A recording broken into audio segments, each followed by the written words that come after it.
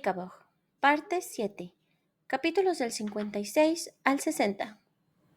Capítulo 56. Complot en la mazmorra.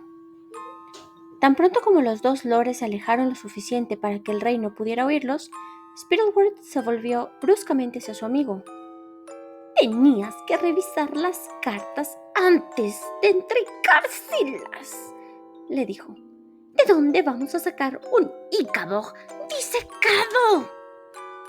A lo mejor se podría hacer de felpa, sugirió Flapoon, encogiéndose de hombros. «¿Felpa? ¿Felpa dices? ¡De felpa!» Pues no sé, Spittleworth. ¿Qué otra cosa se te ocurre? Volvió a decir y le dio un mordisco a la enorme delicia del duque que se había llevado de la mesa del rey. ¿Qué se me ocurre?», repitió Spittleworth colérico. «¿Acaso crees que esto solo es problema mío?» Fuiste tú que se inventó lo del Ikabog. Le recordó Flapoon con la boca llena. Estaba empezando a hartarse de que su amigo le gritara y le diera órdenes. «Y fuiste tú, pedazo de malvavisco, quien mató a Beamish», le espetó Spittleworth. «¿Me explicas dónde estarías si yo no hubiera culpado al dichoso monstruo?» Sin esperar respuesta, se dio la vuelta y se dirigió a la mazmorra. Al menos podía hacer que los prisioneros no cantaran tan alto el himno nacional. Así, quizá, el rey creería que la guerra contra los Ikabogs había dado un giro a peor. «¡Silencio! ¡Silencio!», bramó Spittleworth al entrar, porque había muchísimo ruido. Se oían risas y cantos. Cankerby, el lacayo, iba de celda en celda repartiendo utensilios de cocina a los diferentes prisioneros, y el aroma de los sueños de doncella recién salidos del horno de la señora Beamish impregnaba el ambiente. Los prisioneros parecían mucho mejor alimentados que la última vez que los habían visto, cosa que no le hizo ninguna gracia. Pero le gustó aún menos ver al capitán Goodfellow más fuerte y más sano que nunca, pues prefería ver a sus enemigos débiles y desesperados. Hasta el señor Dovetail parecía haberse arreglado la larga y canosa barba. «Supongo que tienes bien controlados todos esos cacharros y cuchillos que estás repartiendo, ¿verdad?», le preguntó a Cankerby, que sudaba de tanto correr de aquí para allá. «Por supuesto, milord», respondió el lacayo jadeando, pues no quería admitir que las órdenes que le daba la señora Beamish lo tenían tan confundido que le era imposible recordar qué objeto le había entregado a cada prisionero.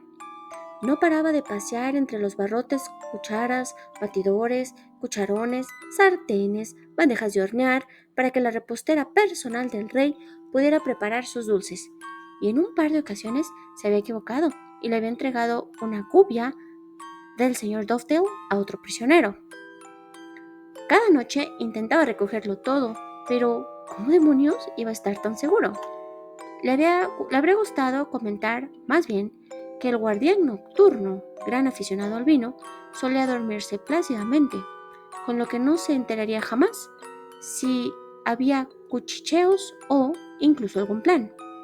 Sin embargo, se dio cuenta que Lord Spittleworth no estaba de humor para que le planteara más problemas y prefirió morderse la lengua. «¡Ya basta, gentuza! ¡Ya basta!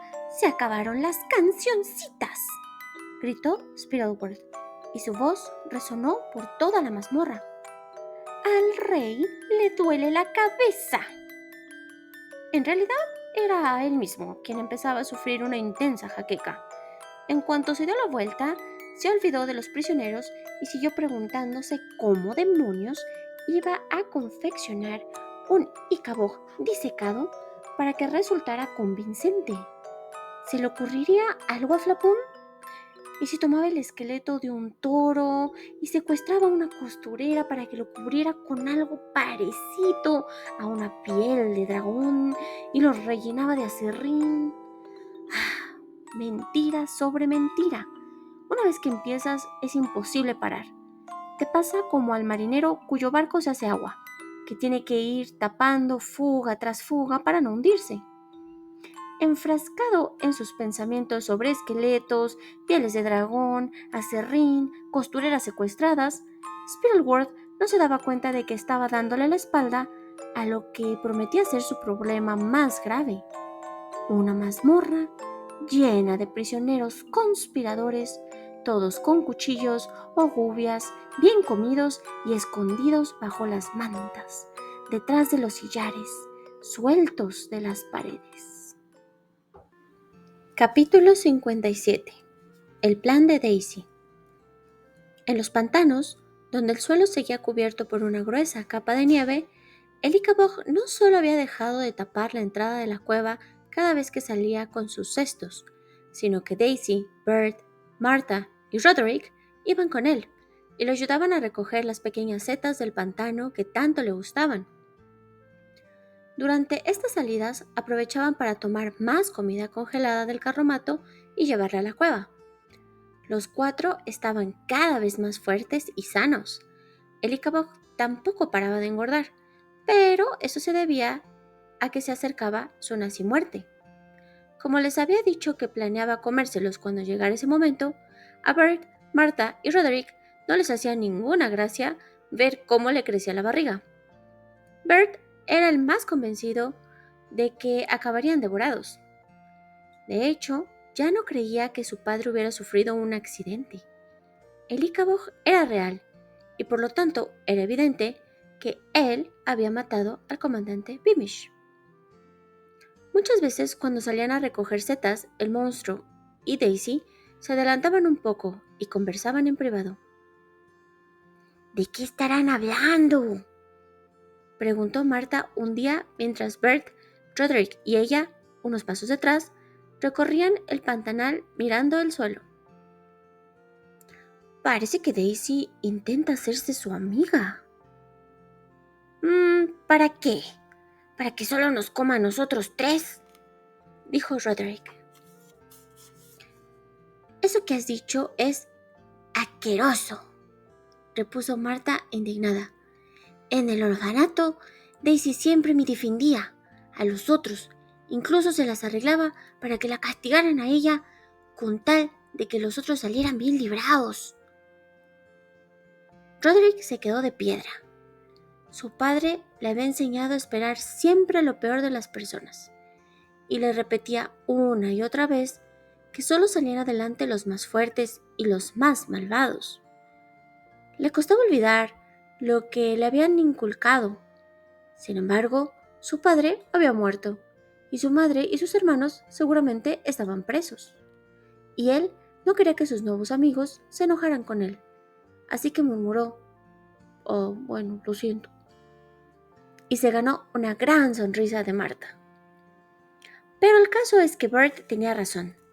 Daisy sí estaba haciéndose amiga de Ichabod, solo que su plan no era salvarse a ella sola, ni siquiera a los 4. Su plan era salvar a toda cornucopia. Esa mañana, mientras caminaba con el monstruo por el pantanal, un poco alejada de los otros chicos, descubrió que, en cierta zona, unas campanillas de viento habían conseguido atravesar el hielo semiderretido. Se acercaba la primavera, y eso significaba que pronto regresarían los soldados. Con una sensación rara en el estómago, porque sabía lo importante que era encontrar las palabras adecuadas, dijo: «Ichabod, ¿sabes esa canción que cantas todas las noches?» El Ichabod estaba levantando un tronco para ver si debajo había alguna seta y contestó: «Sí, pues si no me la supiera, no podría cantarla, ¿no?». Y soltó una risita resollante. «Ya, bueno, ¿y eso de que quieres que tus hijos sean prudentes, buenos y valientes?» «Sí», respondió el monstruo. Tomó una setita de un gris plateado y se la enseñó a Daisy. Las plateadas están muy ricas y no abundan en el pantanal. ¡Oh, wow! ¡Qué suerte haberlas encontrado!, comentó Daisy mientras el Ichabod metía la cesta en el seto. No, la seta en el cesto. Y luego añadió, volviendo a su asunto. Pues mira, en el último estribillo dices que esperas que tus bebés maten a los humanos, ¿no? Exactamente, Repuso el Ichabod. Alargó una garra, arrancó un pellizco de hongos amarillentos que crecían en un árbol muerto y se los mostró a Daisy. estos son venenosos. No te los comas nunca. Bueno, no me los comeré, prometió ella. Luego inspiró hondo y volvió a la carga. Ay, pero ¿de verdad crees que un Ichabod prudente, bueno y valiente comería humanos? El monstruo, que en ese instante iba a agacharse para tomar otra seta gris plateada, se quedó quieto y miró a Daisy. Yo no quiero comerlos, Aclaró. pero tengo que hacerlo o mis hijos morirán. Oh, bueno, es que tú dijiste que necesitaban esperanza, argumentó Daisy. ¿Y qué pasaría si, cuando llegue el momento de la nazi muerte, tus hijos vieran que su madre o padre, bueno, perdona, no sé muy bien qué eres, Yo seré su Iker, explicó el Ichabod. y ellos serán mis Icabugles. Ok, está bien. Bueno, ¿y no sería maravilloso que tus Icabugles vivieran y vieran a su Iker rodeado de gente que lo quiera y desea que sea feliz y que viva con ellos y que sean amigos, compas, tú sabes, ¿no? ¿No les daría eso más esperanza que ninguna otra cosa? El monstruo se sentó en un tronco caído y permaneció un buen rato en silencio. Bert, Marta y Roderick quedaron observando a cierta distancia. Notaron que estaba pasando algo muy importante entre Daisy y el Ichabod y no se atrevieron a acercarse, aunque se morían de curiosidad. Por fin, el Ichabod dijo: Tal vez, sí, solo tal vez. Sería mejor que no los comiera, Daisy. Era la primera ocasión en que la llamaba por su nombre. Ella alargó el brazo, puso la mano sobre la garra del Ichabod y los dos se sonrieron. Entonces el monstruo añadió: Cuando llegue el momento de mi nazi muerte, tus amigos y tú tienen que colocarse alrededor de mí para que mis Icabugles nazi mueran sabiendo que ustedes también son amigos suyos. Y después se quedarán con mis Icabugles aquí, en el pantanal, para siempre. Bueno, eso tiene un pequeñito inconveniente, repuso Daisy con cautela, sin soltarle la garra. Y bueno, es que pronto se acabará la comida del carromato. Y bueno, no creo que haya suficientes setas en el pantanal para alimentarnos nosotros 4 y bueno, 2 Icabugos. Ya no sería mucho, ¿no? A Daisy le resultaba extraño hablar así de un momento en el que el Ichabod ya no estaría vivo, pero a este parecía no importarle. ¿Y ¿Y qué podemos hacer? le preguntó a Daisy con angustia reflejada en la mirada.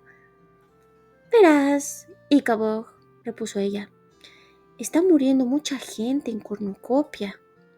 Muchos mueren de hambre, otros asesinados, otro solo porque los malvados nos hicieron creer que te gustaba comerte a las personas. La verdad sí, es que yo quería acabar con toda la gente, todos, hasta que los conocí a ustedes 4, confesó el Ichabod. Bueno, pero has cambiado, ¿no? replicó Daisy. Se levantó y miró a la bestia a los ojos, mientras sujetaba las dos garras. Yo creo que has entendido que los humanos, al menos la mayoría, no son crueles ni malvados. Solo están cansados y tristes. Si te conocieran, si supieran lo bueno y amable, lindo, precioso, chulo que eres y que lo único que comes son setas, comprenderían que es una tontería tenerte miedo. Yo no te tengo miedo. Estoy segura de que querrían que tus Icaboggles y tú abandonaran este pantanal y regresaran a las praderas donde vivían tus antepasados, donde crecen unas setas más grandes y sabrosas de las plateadas y donde tus descendientes vivirían en armonía con nosotros. ¿Cómo? ¿Quieres que abandone el pantanal? Que vaya con esos hombres, con sus lanzas y sus fusiles. Icabog, por favor, escúchame, le suplicó Daisy. Si tus Icaboggles nacen y mueren rodeados de centenares de personas dispuestas a amarlos y protegerlos, ¿no les dará eso más esperanza de la que ningún Icaboggle en toda la existencia ha abrigado jamás? Mientras que si nosotros cuatro nos quedamos aquí en el pantanal y nos morimos de hambre y nos ven, ¿qué esperanza podría haber para ellos? El monstruo se quedó mirando a Daisy mientras Bert, Martha y Roderick se preguntaban qué demonios estaba pasando. Al fin, una lágrima grande, como una manzana de cristal, brotó de uno de sus ojos. Me da terror, miedo, ir a donde viven los hombres. Me da mucho miedo que nos maten a mí y a mis Icaboggles. No los matarán, dijo Daisy. Le soltó las garras, tomó su enorme y peluda cara entre las manos y hundió los dedos en aquel pelo como hierbajos de pantanal. Te lo juro, Icabog, nosotros te protegeremos. Tu nacimuerte será la más importante de la historia. Vamos a devolverles la vida a los Icabogs y también a Cornucopia. Capítulo 58. Hetty Hopkins. Cuando Daisy les contó su plan a sus amigos, Bert se negó a participar. ¿Proteger a ese monstruo? ¡Ja! Ni hablar, dijo tajante. Juré acabar con él, Daisy. Mató a mi padre. No lo mató, Bert, repuso ella. Nunca ha matado a nadie. Por favor, deja que él mismo te cuente la historia. Y esa noche, en la cueva, Bert, Martha y Roderick se acercaron a Ichabod por primera vez, porque hasta entonces siempre le habían tenido demasiado miedo. Y el monstruo les habló de aquella noche, tiempo atrás, en que se había encontrado cara a cara con un hombre en medio de la niebla. Tenía pelo amarillo en la cara, dijo señalándose el labio superior. ¿Bigotes?, preguntó Daisy. y una espada reluciente. Con joyas incrustadas, dedujo la chica. Ese era el rey, estoy segura. ¿Y te encontraste con alguien más?, preguntó Bert. A nadie, Contestó la bestia. salí corriendo y me escondí detrás de una roca. Tenía miedo. Los hombres habían matado a todos mis antepasados. Ay, entonces, ¿cómo murió mi padre?, quiso saber Bert. El hombre al que le dispararon con aquella pistola tan grande era tu Iker, preguntó el Ichabod. ¿Al que le dispararon?, repitió Bert súbitamente pálido. ¿Cómo sabes que le dispararon? ¿No dices que saliste corriendo? Sí, me asomé detrás de la roca, respondió el monstruo. los Icabogs vemos perfectamente entre la niebla. Tenía miedo y quise averiguar qué hacían los humanos en el pantanal. Otro hombre le disparó. ¡Fue Flapún!, gritó Roderick por fin. Nunca se había atrevido a decírselo a su amigo, pero ya no podía seguir callando. Bert, continuó, una vez oí a mi padre. Le contó a mi madre que le debía su ascenso a Lord Flapún y a su tropiezo. Yo era muy pequeño entonces y no me di cuenta de lo que significaba. Siento mucho no habértelo dicho antes, pero me daba miedo. No sabía cómo reaccionarías. Bert guardó silencio varios minutos. Se acordó de aquella noche terrible en el Salón Azul, cuando había buscado la mano fría y sin vida de su padre, y la había sacado de debajo de la bandera de cornucopia para que su madre la besara. Se acordó de Spittleworth impidiéndoles ver el cadáver, y de Lord Flapún rociándolos a su madre y a él de migas de una tarta mientras decía lo bien que siempre le había caído su padre. Bert se llevó la mano al pecho, donde colgaba la medalla del valor concedida al comandante Beamish. Miró a Daisy y le susurró: «De acuerdo, cuenta conmigo». Así que los 4 chicos y el Ichabod se dispusieron a poner en práctica el plan de Daisy. Tuvieron que darse prisa porque la nieve estaba empezando a fundirse y temían que los soldados regresaran a los pantanos. Daisy tomó las grandes bandejas de madera vacías de los quesos, los pasteles de carne y los dulces que ya se habían comido y se puso a tallarles unas frases. Entre tanto, el Ichabod y los 2 chicos sacaron el carromato del barro y Marta se dedicó a recoger todas las setas que pudo para que el Ichabod no pasara hambre durante el viaje al sur.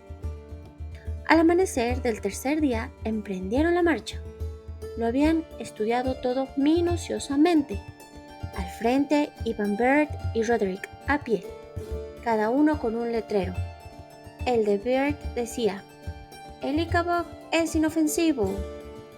Y el de Roderick decía: «Lord Spittleworth les ha mentido». Tras ellos iba el Ichabod, tirando del carromato con Daisy a los hombros. Ella también llevaba un cartel que decía: «El Ichabod solo come setas». Marta iba en el carromato cargado con lo que quedaba de comida congelada, un montón de cestos llenos de setas y un gran ramo de campanillas de invierno, que también formaban parte del plan. En su letrero podía leerse: «Arriba el Ichabod, abajo Lord Spittleworth». Recorrieron varios kilómetros sin encontrarse con nadie, pero cerca del mediodía se cruzaron con un hombre y una mujer vestidos con harapos, que llevaban casi a rastras una oveja esquelética. Aquella pareja cansada y hambrienta la formaban nada más y nada menos que Hetty Hopkins, la doncella que había tenido que entregarle a sus hijos a Ma Grunter y su esposo. Hacía tiempo que recorrían el país en busca de trabajo, pero nadie había podido ofrecérselo.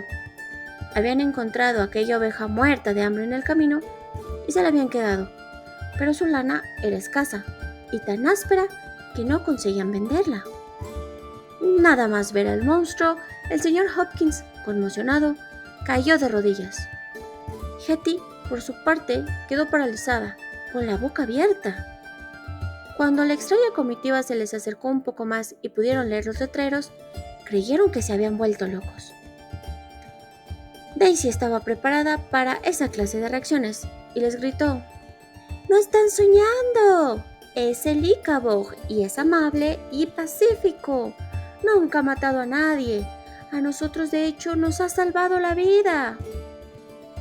El Ichabod se agachó con cuidado para no tirar a Daisy al suelo y le acarició la cabeza a la oveja. En lugar de huir, el animal baló sin miedo y siguió mordisqueando la hierba escasa y reseca.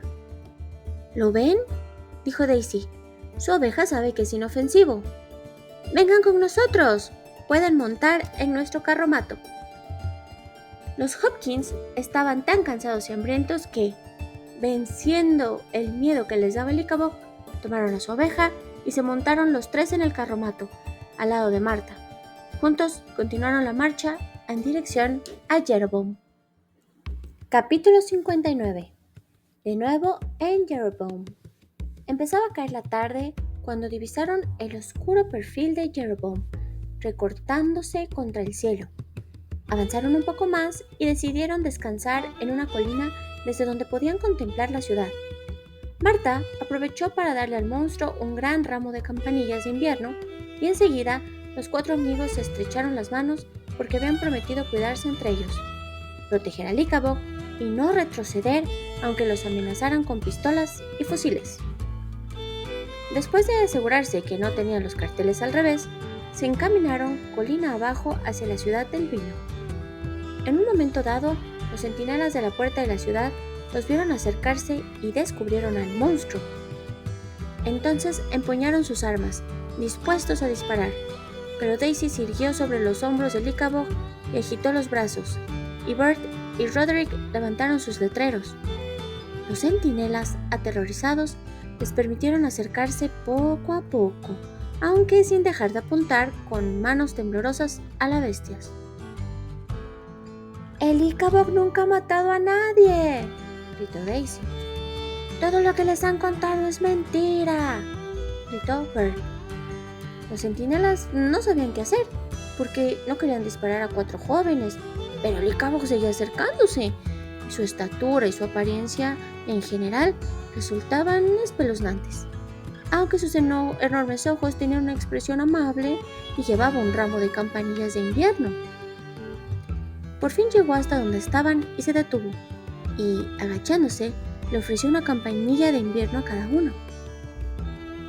Los centinelas tomaron las flores simplemente porque no se te abrieron a rechazarlas.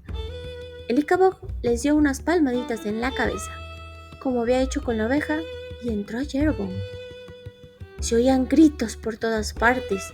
Al ver acercarse al monstruo, la gente huía o corría, iba a buscar un arma, pero Bert y Roderick avanzaban con determinación delante de él, con los letreros en alto, y él iba ofreciéndole campanillas de invierno a la gente. Finalmente, una joven tuvo el valor de aceptar una, y se puso tan contento que le dio las gracias con su voz resonante. ¡Gracias! Lo que produjo más gritos. Sin embargo, algunos más se acercaron con cautela. Al poco rato ya había a su alrededor un pequeño grupo de personas sonrientes, con campanillas de invierno en las manos. Y él, que nunca había imaginado que la gente pudiera acercarse a saludarlo, también empezaba a sonreír. «¿Ves? Te dije que te querrían en cuanto te conocieran», le susurró Daisy al oído. «¡Vengan con nosotros!», gritó Bert. «Nos vamos al sur, a ver al rey». Los habitantes de Jeroboam, que tanto habían sufrido bajo el gobierno de Spittleworth, corrieron a sus casas a buscar antorchas, horquetas y pistolas. Pero no para hacerle daño al Ichabod, sino para protegerlo. Se habían enfurecido al enterarse de que los habían engañado, así que se apiñaron alrededor del monstruo y se pusieron en marcha, bajo un cielo cada vez más oscuro.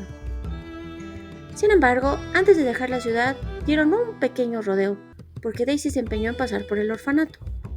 La puerta estaba firmemente cerrada, como siempre, pero el Ichabod lo solucionó con un patadón. Luego, con mucho cuidado, ayudó a Daisy a bajar de sus hombros, y ella entró a toda prisa a liberar a los niños. Los gemelos Hopkins se lanzaron a los brazos de sus padres, mientras los más pequeños se subían al carromato, y los mayores se unían a la muchedumbre. Ma Gunther gritaba y berreaba, intentando hacerlos volver, hasta que, a través de una ventana, vio la cara enorme y peluda del Ichabod, que la miraba entornando los ojos. Entonces, me alegra mucho decirlo, fue a dar al suelo desmayada. El Ichabod, también muy alegre, se encaminó por la calle principal de Jeroboam, recogiendo a más y más vecinos por el camino. Nadie se fijó en John Porrazos, quien había estado bebiendo en una taberna y había salido para ver pasar a la comitiva desde una esquina. Enseguida se dio cuenta de que, si aquellos alborotadores y su monstruo de los pantanos conseguían llegar a la capital, quienquiera que se hubiera forrado de oro gracias a la leyenda del peligroso Ichabod se vería en apuros. y como no se había olvidado de que Roderick Roach le había dejado la nariz como una morcilla la noche en que él y Bert le arrebataron las llaves, en lugar de regresar al orfanato, robó el caballo que otro parroquiano había dejado atado afuera de la taberna y enfiló hacia la capital. A diferencia de Ichabod, que avanzaba despacio, él iba a todo galope para advertir a Lord Spittleworth del peligro que desfilaba hacia Chocksville. Capítulo 60. Rebelión. A veces, no me pregunten cómo, personas que viven muy lejos unas de las otras se dan cuenta a la vez de que ha llegado el momento de hacer algo. A lo mejor las ideas se propagan por el aire, igual que el polen. Sea como sea, los prisioneros que habían escondido cuchillos y gubias, macizas sartenes y rodillos de amasar bajo sus camastros y detrás de los sillares de la mazmorra, finalmente sintieron que estaban preparados. Al amanecer del día que Ichabod llegó a Corsburg, el capitán Goodfellow y el señor Dovedale, cuyas celdas estaban una frente a la otra, esperaban despiertos, tensos y pálidos en su camastro, porque había llegado la fecha en que habían jurado fugarse o morir. Varios pisos por encima, Lord Spittleworth también se despertó temprano, completamente ajeno a la fuga que se estaba gestando y al hecho de que un Ichabod de verdad marchaba en esos precisos momentos hacia Chocksville, rodeado de una creciente multitud de cornucopianos.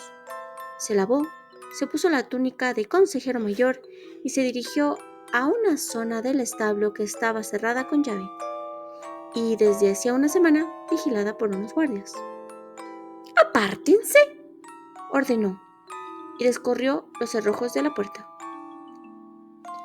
Dentro del establo, un equipo de sastres y modistas extenuados esperaba junto a la imitación de un monstruo. Era del tamaño de un toro, estaba hecho de cuero y cubierto de púas.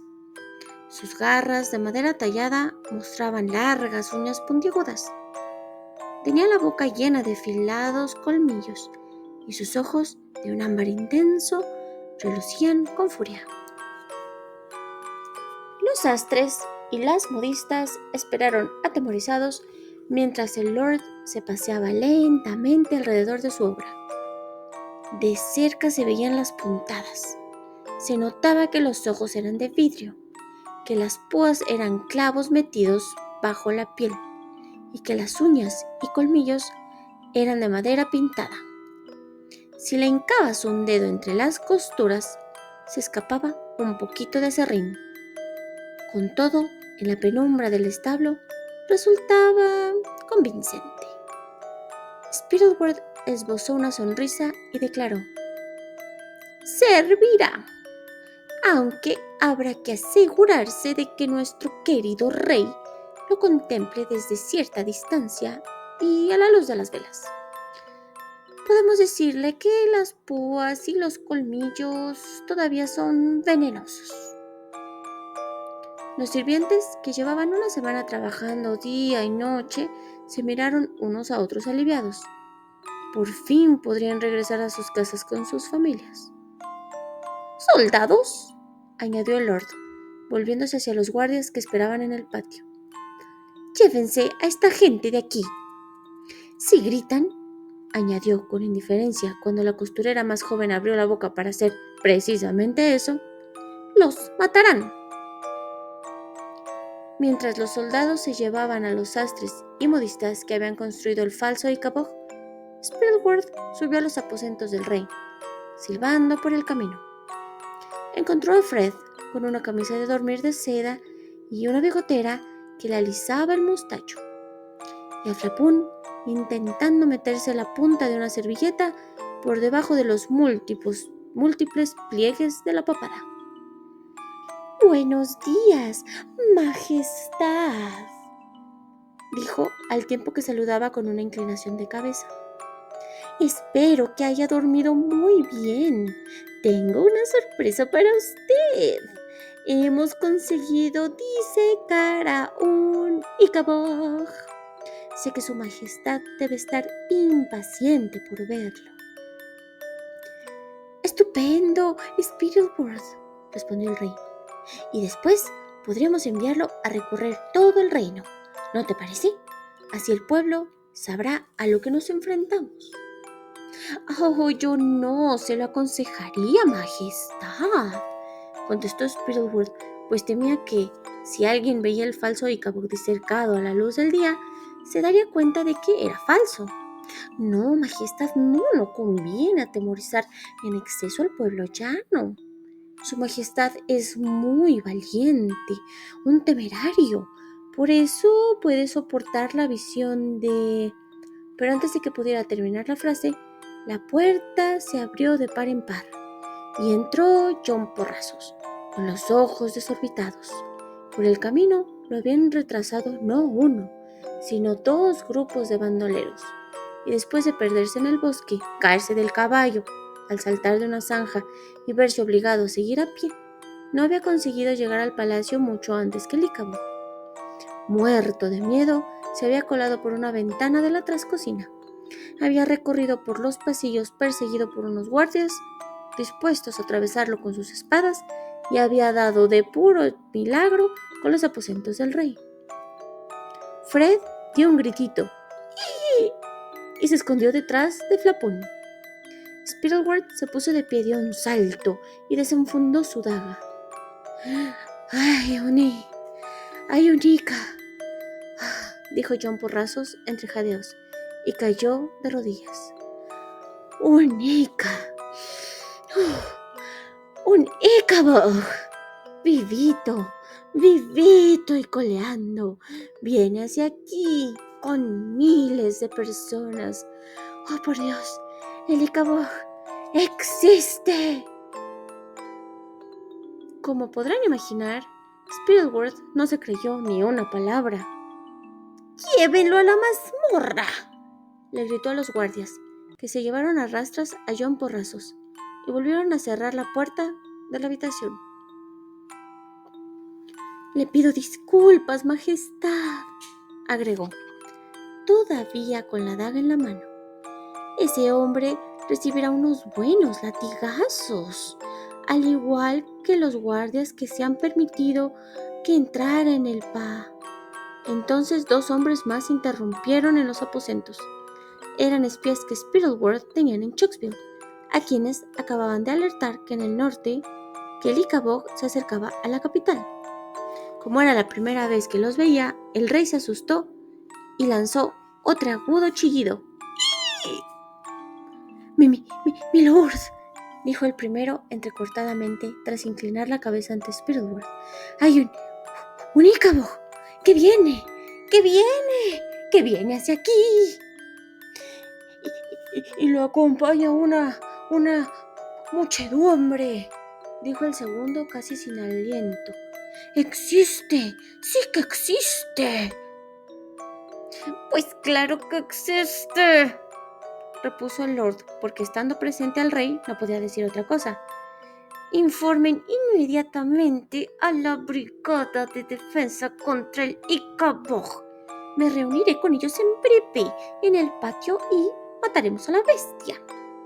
Empujó a los espías hasta la puerta y los echó al pasillo, mientras murmuraban: Mi lord, el Icaboc existe y a la gente le gusta. Y yo lo he visto, mi lord, con mis propios ojos. Procurando callar sus voces y que el rey lo oyera a él, Spittleworth volvió a decir casi a gritos: Mataremos a ese monstruo, como a todos los demás, no hay de qué preocuparse. Y en voz baja les ordenó a los espías: ¡Largo de aquí! Finalmente les cerró las puertas en las narices y regresó a la mesa. Estaba alterado, pero procuró que no se le notara. Entretanto, Flapón había seguido engullendo jamón de Baronstown. Daba por hecho que Spittleworth debía tener algo que ver con toda aquella gente que irrumpía en la habitación hablando de Icaboc reales, de modo que no se asustó en lo más mínimo. Fred, en cambio, temblaba como una hoja. Imagínate, Spiderwort, el monstruo. El monstruo se ha mostrado a plena luz del día, gimoteó. Yo creía que solo salían de noche. Oh, sí, Majestad. Por lo visto, se está envalentonando. ¿Verdad, Majestad?, replicó el astuto lord. No sabía ni remotamente de dónde podía haber salido aquel supuesto Icabod. Solo se le ocurría que algunos listillos hubieran construido un monstruo falso para robar comida o sacarles dinero a sus vecinos. Fuera lo que fuera, había que detenerlos. Solo existía un Icabod auténtico, el que él mismo había inventado. Vamos, Flapón, dijo. Tenemos que impedir que esa bestia entre en Shakespeare. ¡Ay, qué valiente eres, Spiderwort!, exclamó el rey con la voz quebrada. Oh, no, Majestad, no diga eso. Yo daría mi vida por cornucopia. A estas alturas deberías saberlo. Ya tenía una mano en el picaporte de la puerta cuando unos pasos presurosos, esta vez acompañados de gritos y tintineo de metales, volvieron a interrumpir la paz. Sorprendido, abrió la puerta para ver qué sucedía. Un grupo de prisioneros harapientos corrían hacia él, encabezado por el encanecido Tuftail, que empuñaba un hacha, y el corpulento y guapo capitán Goodfellow, armado con una pistola, que sin duda le había arrebatado algún guardia del palacio. Detrás de ellos reconoció a la señora Beamish, con el pelo suelto y enarbolando una sartén enorme, y a Millicent, la doncella de Lady Islanda, que blandía un rodillo de amasar. Cerró la puerta justo a tiempo y echó el cerrojo, pero al cabo de unos segundos el hacha del señor Tuftail atravesó una de las hojas de la puerta. ¡Flapón!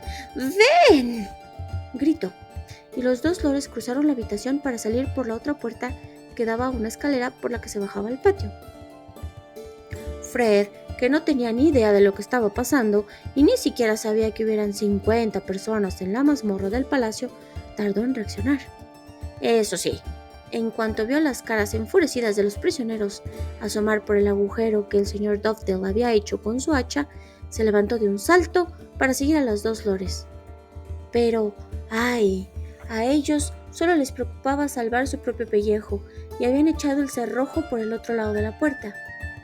Fred se quedó ahí, plantado, en camisa de dormir y con la espalda pegada a la pared, viendo cómo los prisioneros fugados terminaban de destrozar la puerta y entraban en sus aposentos.